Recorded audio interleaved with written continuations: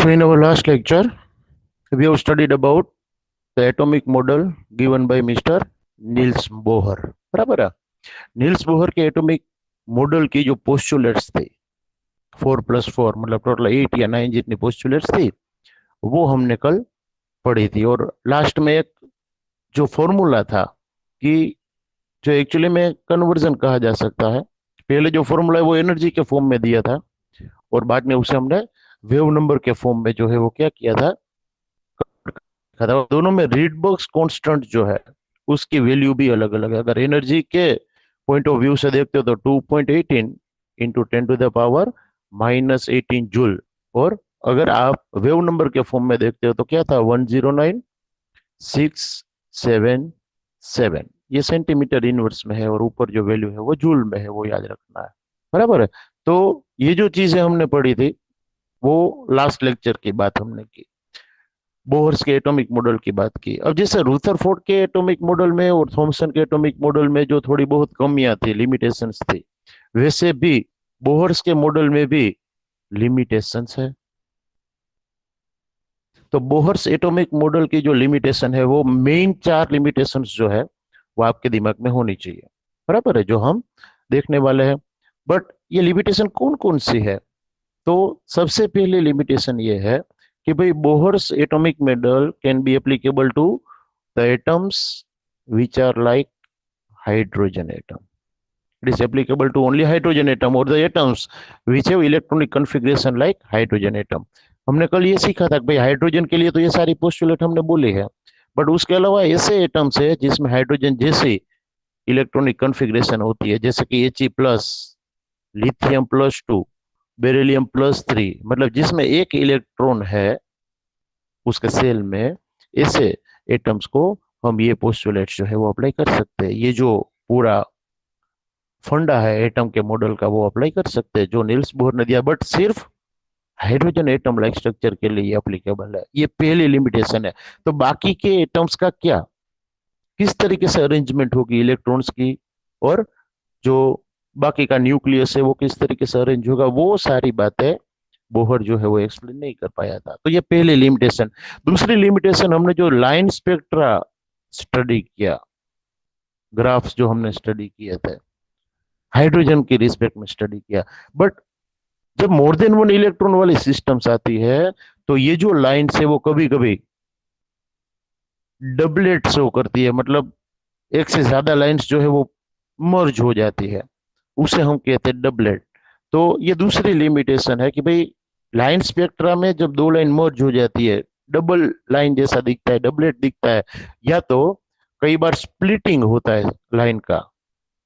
Splitting का मतलब आपको पता है, एक लाइन जो है वो दो लाइन में बढ़ जाती है, टुकड़े हो जाते हैं उसके। तो ये जो चीज हम डबलेट या स्प्लिटिंग है वो लाइन स्पेक्ट्रम में क्यों हो रहा है वो कौन नहीं समझा पाया था, तो वो भी बोहर समझा नहीं पाया था। और कब ये होता है, तो अंडर द इंफ्लुएंस ऑफ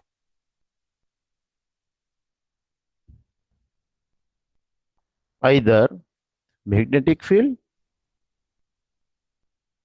और इलेक्ट्रिक फील्ड। जब इलेक्ट्रिक या मैग्नेटिक फील्ड जो है वो इफेक्ट करता है लाइन स्पेक्ट्रा, जब हम स्टडी कर रहे हैं या लाइन स्पेक्ट्रा गेन कर रहे हैं, तब मैग्नेटिक फील्ड या इलेक्ट्रिक फील्ड अगर वहां पर अप्लाइड है तो उसके इन्फ्लुएंस के अंडर ये लाइन स्पेक्ट्रा जो है उसमें डबलेट या स्प्लिटिंग या ऐसे अलग अलग जो है वो इफेक्ट देखे जाते हैं। ये दोनों इफेक्ट का नाम है, एक का नाम है जीमान इफेक्ट, हमें सिर्फ नाम याद रखना है, और दूसरे का नाम है स्टार्क इफेक्ट। मतलब अगर मैग्नेटिक फील्ड का इन्फ्लुएंस हो और स्पेक्ट्रा में कुछ गड़बड़ हो तो जीमान इफेक्ट के नाम से जाना जाता है। अगर इलेक्ट्रिक फील्ड के इन्फ्लुएंस के अंदर कुछ स्प्लिटिंग डबलेट ऐसा कुछ इंटरफियरेंस वहां पर देखने को मिलता है लाइन स्पेक्ट्रा में, तो उसे हम स्टार्क इफेक्ट ऐसा नाम देंगे। बट ये क्यों हो रहा है वो बोहर समझा नहीं पाया था, तो वो भी उसकी एक लिमिटेशन है। 3 लिमिटेशन हुई, फोर्थ वन, ये तो बात हुई एटम की, सिर्फ हाइड्रोजन के लिए बात की थी। तो जब एटम में से मॉलिक्यूल बनता है, थोड़ा कॉम्प्लेक्स स्ट्रक्चर अगर है, तो उसके लिए क्या हम स्पेक्ट्रा स्टडी कर सकते हैं? मतलब are spectras useful for the complex structure, तो ये भी बोर है, वो समझा नहीं पाया था।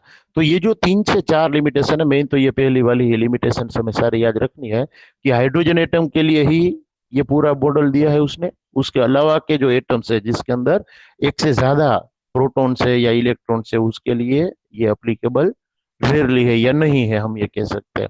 दूसरा, लाइन स्पेक्ट्रम में डबलेट या स्प्लिटिंग देखा जाता है, तो वो क्यों, वो नहीं समझा पाया। तीसरा, under the influence of either magnetic field और electric field line spectras are disturb, तो क्यों, तो वो नहीं समझा पाया, जिसे हम या तो जीमन इफेक्ट या तो स्टार इफेक्ट जो है वो कहते हैं। और कॉम्प्लेक्स स्ट्रक्चर के लिए क्या, वो भी नील्स बोर समझा नहीं। तो ये 4 लिमिटेशन याद रखनी है। ऐसा नहीं कि ये मॉडल पूरा फेल था, ये भी आपको याद रखना है। रूथरफोर्ड की जो लिमिटेशन थी उसे ये ओवरकम करता था। It overcomes the limitation of Rutherford atomic model. तो रूदरफोर्ड के जो एटॉमिक मॉडल की लिमिटेशंस थी वो उसने ओवरकम की, बट खुद की और 2-3 लिमिटेशंस है, वो भी यहाँ पर हमें माननी पड़ेगी। भाई ये पूरा जो है वो सही वाला मॉडल नहीं। बड़ा हम ये कर सकते हैं कि सारे मॉडल्स जो है वो सभी को थोड़ा थोड़ा सही मानकर उसके थोड़े बहुत पॉइंट्स जो है वो ध्यान में रखकर हम एटम के स्ट्रक्चर को क्या कर सकते हैं, पूरा डिस्क्राइब कर सकते हैं। कोई कोई मॉडल ऐसे है जो वेव नेचर को सपोर्ट कर दे, कोई कोई नेचर ऐसा है जो पार्टिकल नेचर है, उसके साथ एटॉमिक मॉडल जो है वो सपोर्टिव है। तो सही क्या माना जाए, तो हम पूरे मॉडल का एक्सप्लेनेशन आपको दे उससे पहले दो और पॉइंट हमें देखने हैं। जो ड्यूअल बिहेवियर ऑफ मैटर जो है वो कहा जाता है। हमने आगे dual behaviour of electromagnetic radiation देखा था, याद करिए। एक में मैक्सवेल ने वेव नेचर दिया था और प्लांक्स ने पार्टिकल नेचर वहां पर स्टडी किया था, बराबर। बट वो ड्यूअल बिहेवियर किसके लिए था, वो ड्यूअल बिहेवियर था इलेक्ट्रोमैग्नेटिक रेडिएशन के लिए। और यहाँ पर ड्यूअल बिहेवियर ही है, बट वो किसके लिए है, मैटर के लिए, कोई पार्टिकल के लिए है, ये याद रखिए, बराबर है। Matter is anything which occupy space and having some amount of mass, ऐसा हमने कहा था। तो ये मैटर जो है उसके लिए है, इलेक्ट्रॉन है या कोई दूसरा पार्टिकल है उसे हम स्टडी कर रहे हैं, तो हमें ड्यूअल बिहेवियर याद रखना चाहिए। मैटर भी वेव टाइप का प्रॉपर्टीज शो करती है और पार्टिकल नेचर भी पोजेस करती है, पार्टिकल की प्रॉपर्टीज जो है वो भी शो करती है। और उसके लिए हमें दो रूल्स पढ़ने हैं, दो साइंटिस्ट को पढ़ना है। उसमें पहला है dual behaviour given by de Broglie.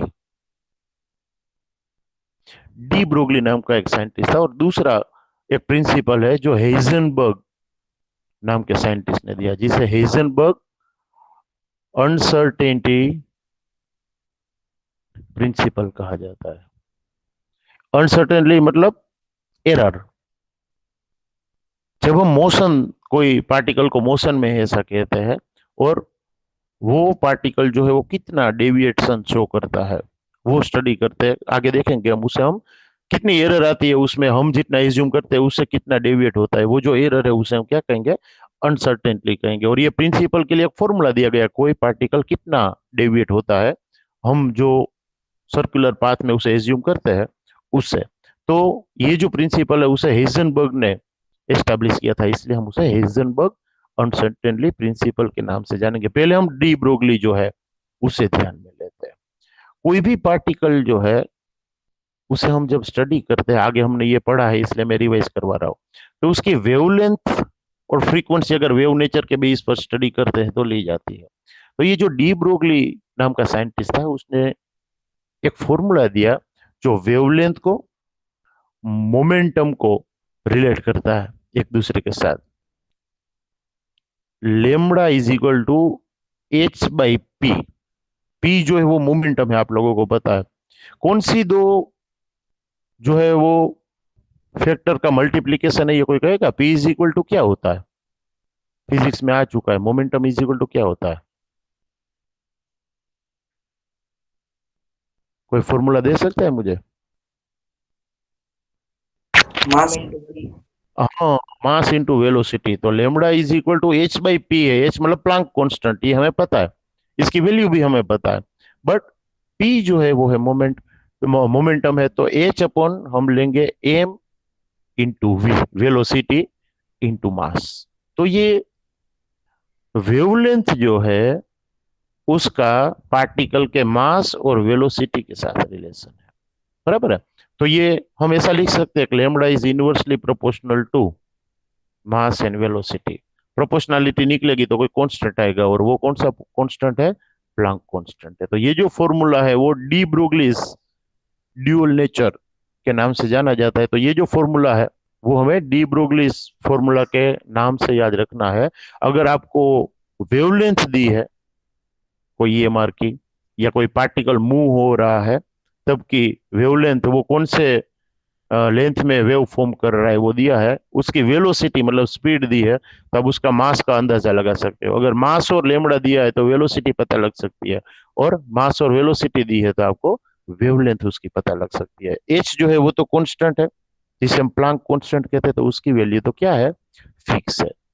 But D Broglie's principal है वो ज्यादा काम का कब है, और कब उसमें बहुत कम वेरिएशन देखने को मिलता है, वो हमें यहाँ पर दो केसेस जो है वो स्टडी करना है। जिसका मैक्रोस्कोपिक या मैक्रो मास वाले पार्टिकल से, ज्यादा मास वाले पार्टिकल से, मैक्रो पार्टिकल से, हेवियर पार्टिकल से हम ये कह सकते हैं, उसे जब आप स्टडी कर रहे हो तो डेविएशन जो है वो हमें कम देखने को मिलता है, क्योंकि ये डिनोमिनेटर में है। तो लेमड़ा जो है वो क्या होगा? ज्यादा हमें यहाँ पर मिलेगा, ये याद रखना है। वेवलेंथ उसकी क्या होगी? ज्यादा होगी, बराबर। तो ड्यूअल नेचर जो है उसमें मास भी कंसिडर होता है, वेलोसिटी भी कंसिडर होती है। दोनों चीजें हमें ध्यान में लेनी है। अगर इलेक्ट्रॉन आप लेते हो तो बहुत लाइट पार्टिकल है, कोई बड़ा पार्टिकल लेते हो having higher amount of mass, तो क्या होता है? ये जो वैल्यू है वो इंक्रीज होती है। लाइटर पार्टिकल के लिए लेमड़ा ज्यादा होगा, और हेवियर पार्टिकल के लिए लेमड़ा क्या होगा? कम होगा। लेमड़ा की वैल्यू क्या होगी? कम होगी। मतलब शॉर्टर वेवलेंथ वाले जो वेव से वो कब मिलेंगे, लॉन्गर वेवलेंथ वाले जो वेव से वो कब मिलेंगे, वो हम यहाँ से इजीली रिलेट कर सकते हैं। बट एक बात ये हुई कि matter also possess dual nature like electromagnetic radiation, और ये उसने वेवलेंथ के साथ रिलेट करके, मास को रिलेट करके हमें दिखाया, मतलब कि मैटर को रिलेट करके हमें दिखाया वेव के साथ, बराबर है। एक प्रिंसिपल ये है। दूसरा प्रिंसिपल किसने दिया और क्या दिया? तो हेजनबर्ग्स अनसर्टेनली प्रिंसिपल जो है वो क्या है? बुक्स में बहुत लंबा चौड़ा ये टॉपिक दिया हुआ होता है, बट इतना ज्यादा डीप में जाने की कोई जरूरत नहीं। बहुत शॉर्ट एंड स्वीट एक्सप्लेनेशन है इसका, हेजनबर्ग अनसर्टेनली प्रिंसिपल का। हेजनबर्ग ने स्टेटमेंट क्या दिया था कि when we are studying any moving particle, खास याद रखिए, when we are studying any moving particle, और हम जो एटम का स्ट्रक्चर लेकर बैठे हैं अभी तक, उसमें हमने हर बार ये कहा है, हमने मतलब एटॉमिक स्ट्रक्चर देने वाले साइंटिस्ट ने, रूथरफोर्ड ने, नील्स बोहर ने, कि इलेक्ट्रॉन्स जो है वो कंटिन्यूअसली रिवॉल्व करते रहते हैं किसके आजू बाजू? न्यूक्लियस के सराउंडिंग में, बराबर है। मतलब कि न्यूक्लियस के आजू बाजू इलेक्ट्रॉन्स जो है वो घूमते हैं, रोटेट होते हैं, हम ये कहते हैं। तो मूविंग पार्टिकल तो है ही इलेक्ट्रॉन।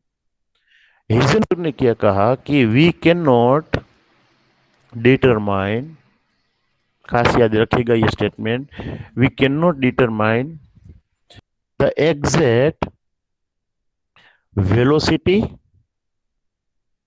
एंड position simultaneously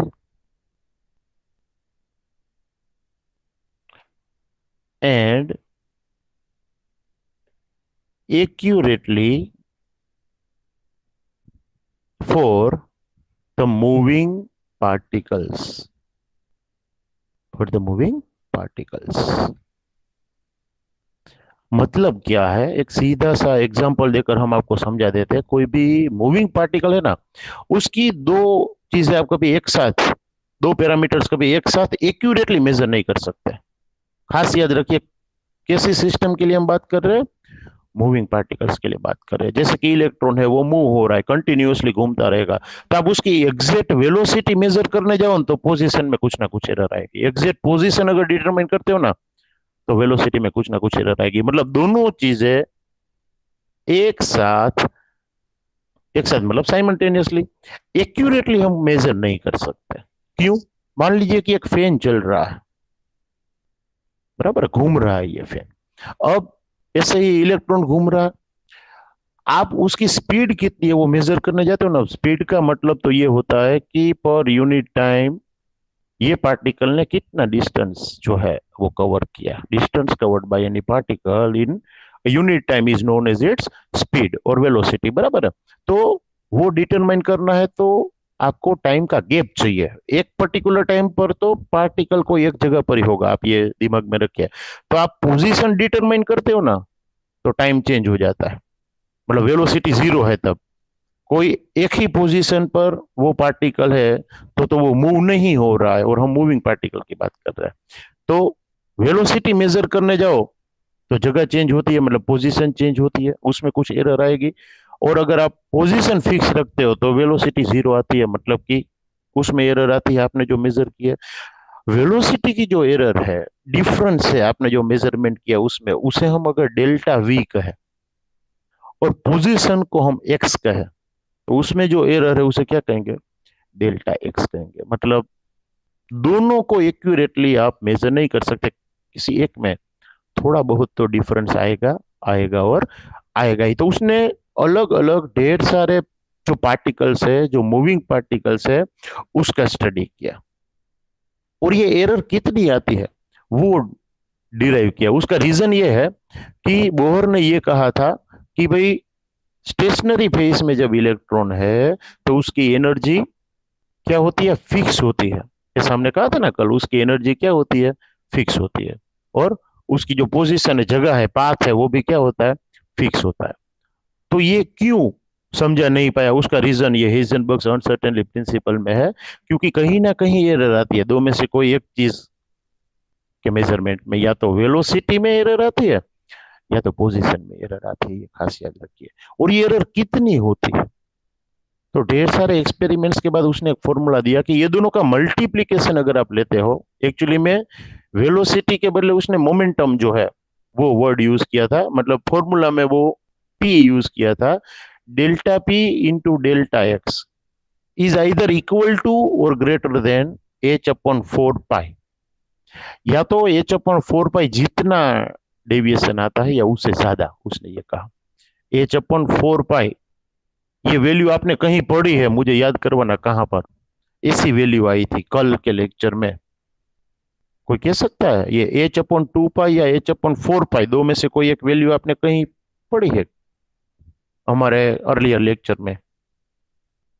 क्या थी वैल्यू? अगर आपको पोस्टुलेट्स है बोहर के एटॉमिक मॉडल की, वो याद है पोस्टुलेट्स, तो आप आंसर दे सकते हो। M V R is equal to क्या लिखा था? Angular momentum is equal to क्या लिखा था? n into h upon 2 pi. हाँ, एन एच अपॉन टू पाई लिखा था आपने। तो एच अपॉन पाई वाली वैल्यू फिक्स है यहाँ पर, देखो है। तो ये एंगुलर मोमेंटम की बात है, क्योंकि मूविंग पार्टिकल है तो वो कोई ना कोई एंगल तो सेंटर के साथ बना ही रहा होगा। तो ये जो चीज है वो एच अपॉन पाई के मल्टीपल में होती है। एच अपॉन फोर पाई लिया है टू पाई के बदले, बराबर है, क्योंकि दो चीजें मेजर हो रही है यहाँ पर। एक तो पोजीशन भी मेजर कर रहे हो और दूसरा आप वेलोसिटी भी मेजर कर रहे हो। बट हम डेल्टा भी इसलिए ले सकते हैं कि आपने आगे डी ब्रोगलीज प्रिंसिपल में कहा पी इज इक्वल टू क्या होता है? M into V. तो यहाँ पर हम delta P is equal to क्या लिख सकते हैं? Delta M into V. But rule ये कहता है कि मास तो वो पार्टिकल के लिए फिक्स रहता है, मास में थोड़ी ना कोई चेंज होगा। जिस पार्टिकल को आप स्टडी कर रहे हो थरोली, वो पूरे एक्सपेरिमेंट के दौरान उसका मास तो क्या रहेगा भाई? कांस्टेंट। तो कांस्टेंट है वो चीज का डिफरेंस नहीं लेता है। तो delta P is equal to क्या होगा? M into delta v. तो आप यहाँ पर क्या लिख सकते हो? Delta v into delta x is greater than और equal to h upon four pi. एक चीज एक्स्ट्रा आ जाएगी, ये एम जो यहाँ पर था वो हम ये सामने की ओर ले जाते हैं तो डिनोमिनेटर में आ जाएगा। तो ये जो आंसर आया उसे कहा जाता है, ये जो फॉर्मूला आया उसे कहा जाता है हेजनबर्ग्स अनसर्टेनिटी प्रिंसिपल। अनसर्टेनिटी मतलब एरर, या तो error H upon four pi M जितनी होगी या उससे ज्यादा होगी। कौन सी एरर? पोजिशनल एरर और वेलोसिटी की एरर का मल्टीप्लीकेशन ऑलवेज या तो इसके इक्वल टू आता है या तो उससे ज्यादा आता है। बराबर है।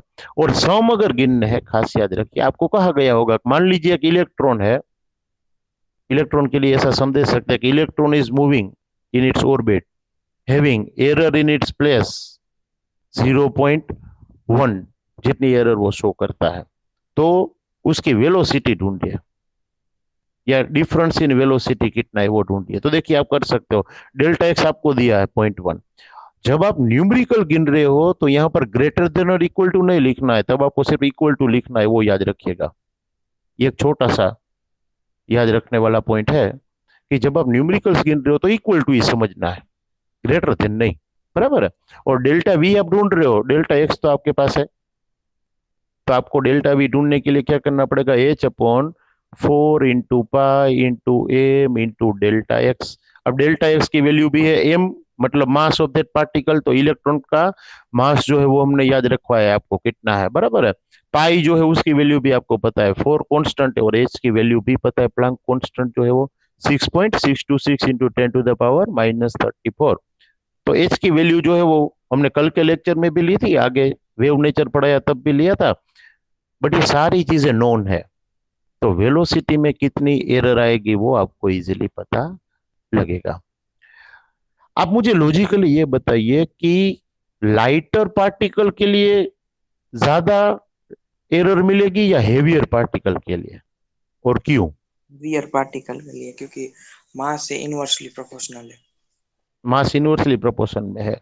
अब एरर देखो, यहां पर दोनों एरर का मल्टीप्लीकेशन है, तो मास अगर ज्यादा होगा तो एरर कम आएगी बच्चे। मास जो ज्यादा है डिनोमिनेटर में, तो आंसर पूरा क्या आएगा, लेस। आंसर लेस मतलब एरर कम। तो हेवियर पार्टिकल है, उसके लिए एरर कैसी आएगी, कम आएगी। बट लाइटर पार्टिकल्स है, मास कम है तो लाइटर पार्टिकल कहेंगे ना, तो मास कम है तो ये पूरा आंसर क्या होगा, इंक्रीज होगा, क्योंकि छोटे नंबर से आप उसे डिवाइड कर रहे हो, तो एरर भी इंक्रीज होगी। तो जो पार्टिकल्स लाइटर है उसके लिए एरर जो है वो हाई आएगी, बड़ी एरर आएगी, याद रखिए। इसका मतलब हेजनबर्ग अनसर्टेनिटी प्रिंसिपल है, वो लाइटर पार्टिकल्स को ज्यादा इफेक्ट करता है। एक्चुअली में ये प्रिंसिपल नहीं, बट एरर जो है वो ज्यादा आती है, आप ये बोल सकते हो। तो उसके लिए ज्यादा काम का है मेजरमेंट के लिए। जैसे इलेक्ट्रॉन वगैरह है लाइटर पार्टिकल से, उसमें फ्लक्चुएशन इन शॉर्ट ज्यादा देखने को मिलता है। बराबर है।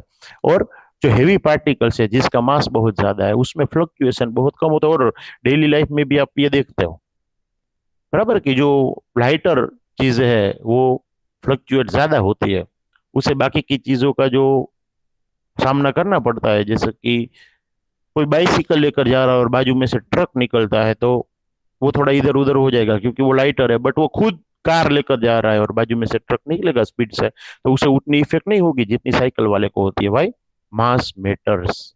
बराबर है। तो उसका मास जो है वो वहां पर मैटर करता है। ये दो चीजें ऐसी थी कि जो एक ड्यूअल बिहेवियर जो है डी ब्रोगली का वो, और एक हेजनबर्ग अनसर्टेनिटी प्रिंसिपल है, जो हमें मदद करेगा ये एटॉमिक मॉडल को समझने में। क्योंकि यहाँ फ्लक्चुएशन की बात आती है, एरर की बात आती है, वो एरर का कैलकुलेशन आप यहाँ से कर सकते हो, जो बोर्स एटॉमिक मॉडल में समझाया नहीं गया था कि भाई इतनी एरर क्यों आती है, आपने जो पोस्टुलेट दी उसमें। तो उसका रीजन ये है फ्लक्चुएशन। इसमें हम साइमल्टेनियसली दो चीजें मेजर करते थे जो हम नहीं कर सकते, कौन सी, position and velocity of the moving particle. बराबर है। अब बोहर की लिमिटेशन तो है ही, वो हमने एक्सेप्ट किया। तो क्या किया जाए, एटॉमिक मॉडल जो है उसमें करेक्शन करने के लिए क्वांटम मॉडल आया।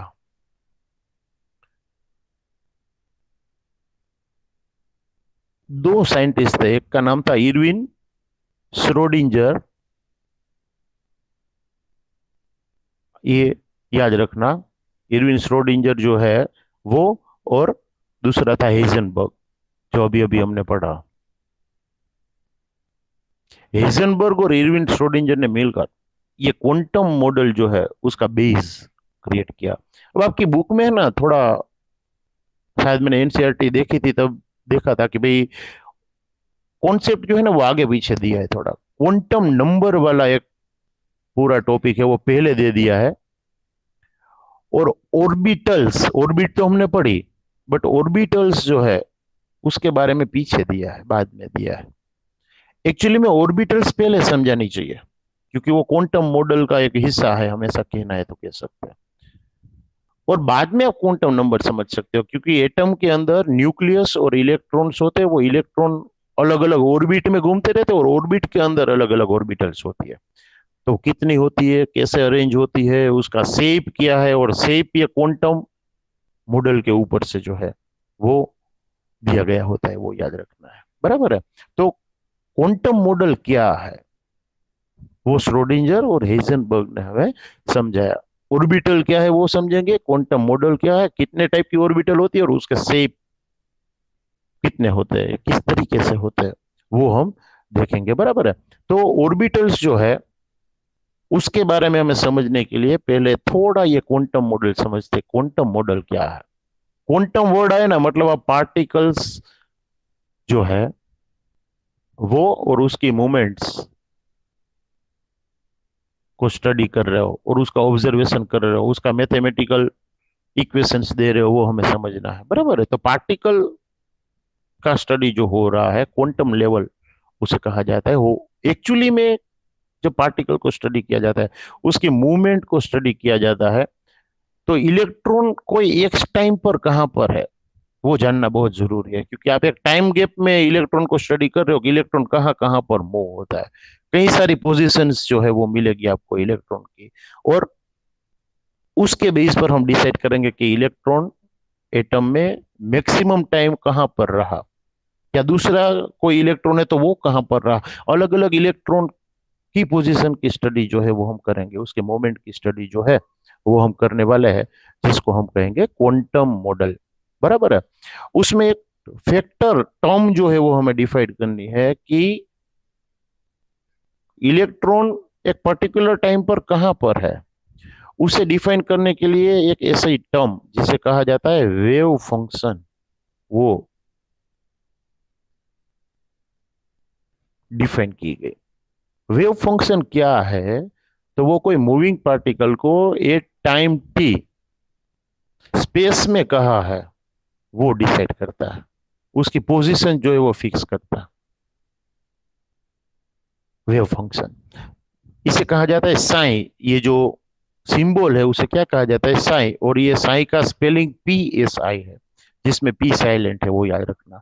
तो साइन जो है वो वेव फंक्शन है, जो T टाइम पर इलेक्ट्रॉन कहाँ है वो हमें इंफॉर्मेशन देता है। बराबर है। एक्चुअली में अगर आपको पता है तो कोऑर्डिनेट्स हमें पता है, X, Y and Z। X axis, Y axis and Z axis. तो अगर आपको कोई चीज की पोजीशन दिखानी है तो आप ये बोल सकते हो कि ये जो पार्टिकल है वो एक्स एक्सिस पर कितना है दूर, वाई एक्सिस पर कितना दूर है, और जेड एक्सिस पर कितना दूर है। तो हम वो एक फिक्स पोजीशन गेन कर सकते हैं, वो पार्टिकल कहाँ पर है वो अंदाजा लगा सकते हैं।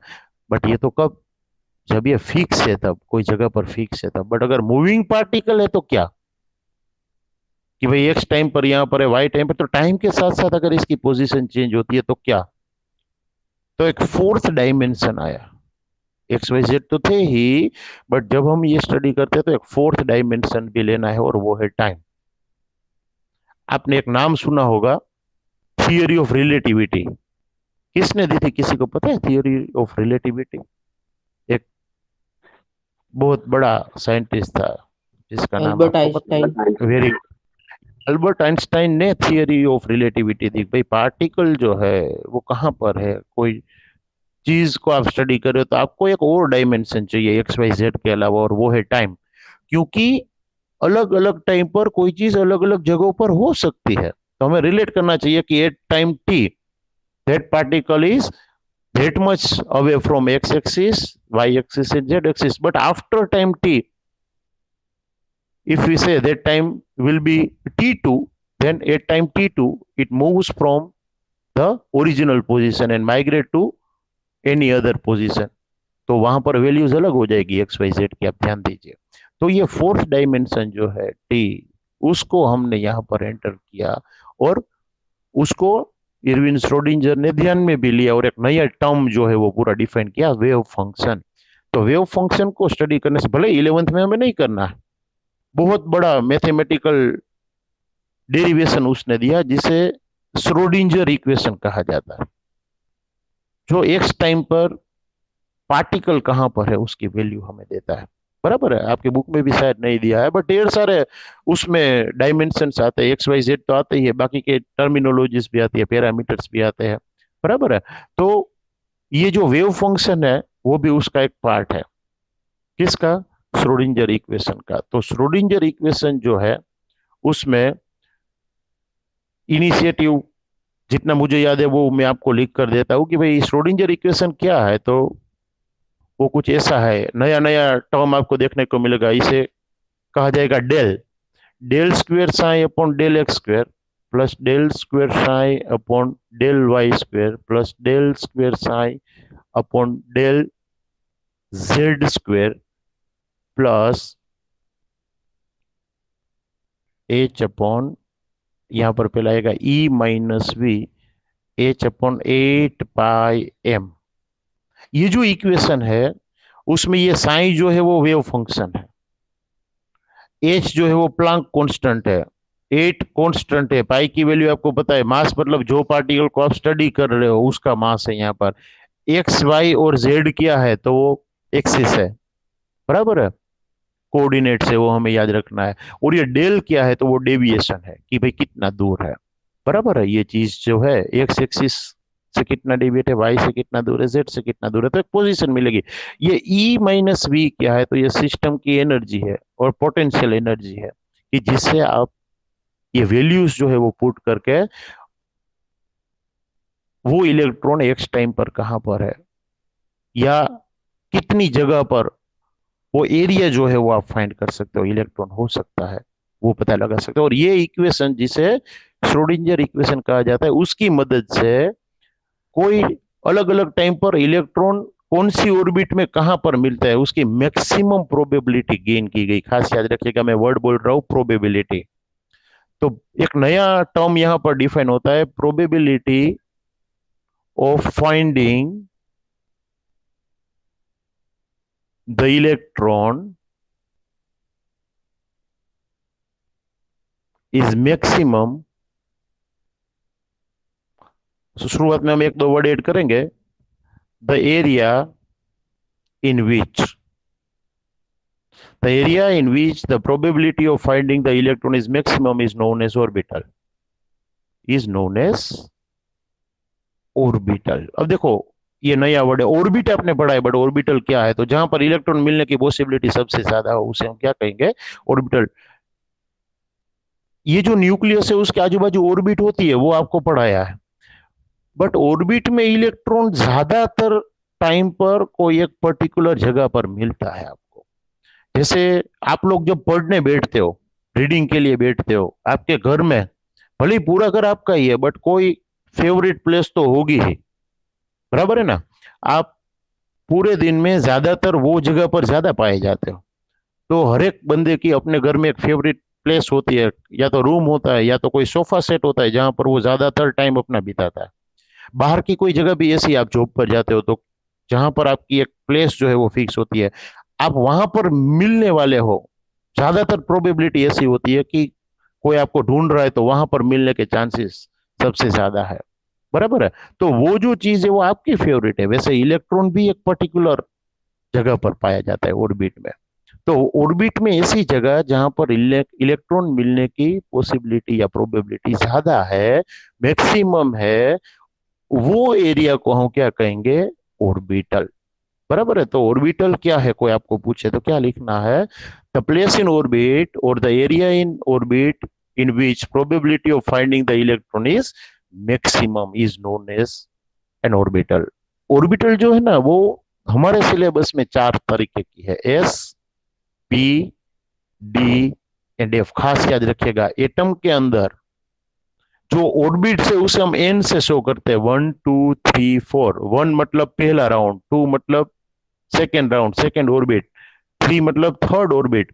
बट ऑर्बिट के अंदर ऑर्बिटल्स होती है, वो ऑर्बिटल के हमें 4 टाइप पढ़ने हैं। कौन कौन से? S P D and F. अलग अलग 4 टाइप की ऑर्बिटल को हमें स्टडी करना है, S P D and F. उसमें भी मेजोरिटी हमें 3 के शेप पढ़ने हैं, एस, पी और डी। एफ का शेप वैसे नोन है, अभी प्रूव हो चुका है, बट हमारे सिलेबस में ये कहा गया कि एफ का जो शेप है वो प्रूव नहीं हुआ है, तो हमें उसे स्टडी करना नहीं है। तो S, P, D and F, 4 type की ऑर्बिटल होती है, ये याद रखिए। ऑर्बिट शुरुआत से लेकर 1 2 3 4 आप नाम दे सकते हो, 5 6 भी आएगा। कितनी फील्ड है इलेक्ट्रॉन से वो हम बाद में देखेंगे, बट ऑर्बिट का नंबर 1 2 3 4 दिया जाता है। ऑर्बिटल का type S, P, D and F type की ऑर्बिटल्स जो है वो होती है, वो हम देखेंगे, बराबर है। तो ये किसके ऊपर से टाइप आए, उसका शेप क्या है, वो भी हमें देखना है। और एक और टर्म भी देखनी है जिसे कहा जाता है नोड या फिर नोडल सरफेस। आपने देखो एक चीज मार्क की है कि भाई हमने जो न्यूक्लियस ड्रॉ किया उसके आजू बाजू ऑर्बिट्स ड्रॉ की अलग अलग, हमने 1 2 3 ऐसे, बराबर है। ये जो ऑर्बिट्स हमने ड्रॉ की उसके बीच में खाली जगह है, या जो ऑर्बिट्स होती है उसमें जो ऑर्बिटल्स मिलेगी हमें, जहां पर प्रोबेबिलिटी इलेक्ट्रॉन मिलने की ज्यादा है, उसके बीच में खाली जगह होगी। ये खाली जगह जो है उसे कहा जाता है नोड्स या नोडल सरफेस। एम्प्टी स्पेस जो है उसे हम क्या कहेंगे, नोड या नोडल सरफेस। कैसे ऑर्बिटल के शेप डिराइव किए गए, मान लीजिए इलेक्ट्रॉन ये पहली ऑर्बिट में घूम रहा है, तो श्रोडिंजर इक्वेशन की मदद से अलग अलग टाइम पर वो इलेक्ट्रॉन के पिक्चर्स इमेजिन किए गए, मतलब कहां पर है वो फाइंड किया गया। ये अलग अलग टाइम पर इलेक्ट्रॉन कहां पर मिलता है वो गेन किया गया। तो एक शेप ऐसा मिला जो लगभग लगभग एग्जैक्ट नहीं है, बट लगभग लगभग, ये कौन सा शेप दिख रहा है आपको, 3 डायमेंशनली राउंड होता है, मतलब स्फेरिकल। एक शेप ऐसा मिला जो स्फेरिकल इन शेप था। पहली ऑर्बिट को स्टडी किया हाइड्रोजन की, फर्स्ट ऑर्बिट को स्टडी किया तो ऐसा शेप मिला। सेकेंड को स्टडी किया तो ऐसा शेप तो मिला ही, बट बीच में गैप आया और दूसरा ऐसा शेप मिला।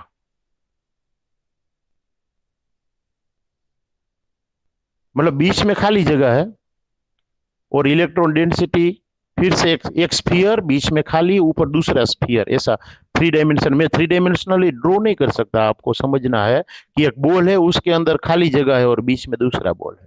तो ये भी स्फेरिकल शेप था, बट 2 स्फेरिकल शेप मिला और बीच में खाली जगह वाला एरिया एक मिला। तो स्फेरिकल शेप वाली जितनी ऑर्बिटल है उसे कहा गया एस। फर्स्ट ऑर्बिट जो है उसमें एक ही ऑर्बिटल पाई गई और वो स्फेरिकल थी। स्फेरिकल थी इसलिए उसे एस कहा गया, ये याद रखिए। और फर्स्ट ऑर्बिट में है इसलिए उसे क्या कहा गया, 1s ऐसा कहा गया। दूसरे में भी स्फेरिकल मिली, उसे एस कहा गया, बट सेकेंड ऑर्बिट में है इसलिए उसे क्या कहा गया, 2s ऐसा कहा गया। और ऑब्जर्वेशन करते करते एक और शेप मिला जिसमें probability of finding the electrons जो है वो मैक्सिमम था, वैसा एरिया ऐसा मिला।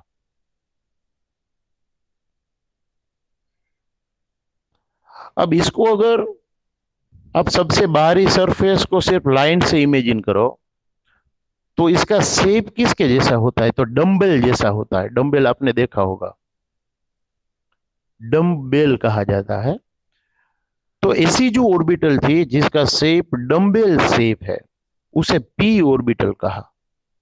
और डम्बेल शेप जो है उसे अलग अलग एंगल से देखते हो तो 3 एंगल से 3 टाइप के देखते हैं। जैसे हम ये ऊपर से देखते हैं, यहाँ साइड व्यू से देख सकते हैं, बराबर है, और इसे ये साइड से भी देख सकते हैं। तो अलग अलग उसका व्यू आपको दिखेगा। तो एक को एक्स एक्सिस से देखा गया, एक को वाई से, एक को जेड से, ऐसा माना जाएगा। तो उस हिसाब से इसके 3 टाइप लिए जाते हैं कि पी ऑर्बिटल 3 टाइप की होती है, P X, P Y and P Z. But P orbital का शेप कौन सा है ये अगर कहा जाए तो आपको क्या कहना है, डम्बेल शेप होता है पी ऑर्बिटल का, बराबर है। एस का कौन सा होता है भाई, स्फेरिकल।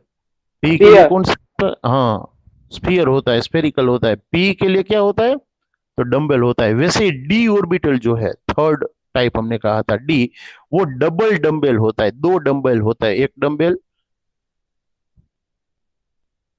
ऐसा और दूसरा डंबल ऐसा,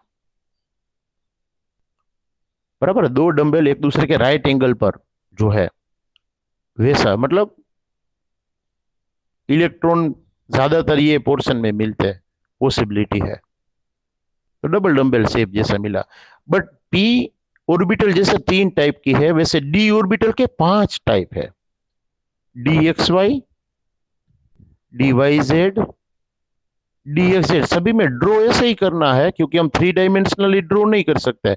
बट याद किए रखना है, पता है कि ये जो एक्सिस है वो एक्स और वाई के बीच में है। बीच में मैंने वर्ड बोला इसलिए हम ऐसे ड्रॉ करेंगे। एक्स एक्सिस और वाई एक्सिस के बीच में ये डंबल जो है वो दिखते हैं आपको। यहाँ पर एक्स और डी वाई जेड है तो हम ये वाई और ये जेड है ये दिखाएंगे, और एक्स जेड है तो एक को एक्स दिखाएंगे और एक को जेड दिखाएंगे। तीनों दिखने में एक जैसे है, सिर्फ उसका एंगल अलग अलग है। एक एक्स और वाई के बीच में है तो हम उसे डी एक्स वाई कहेंगे।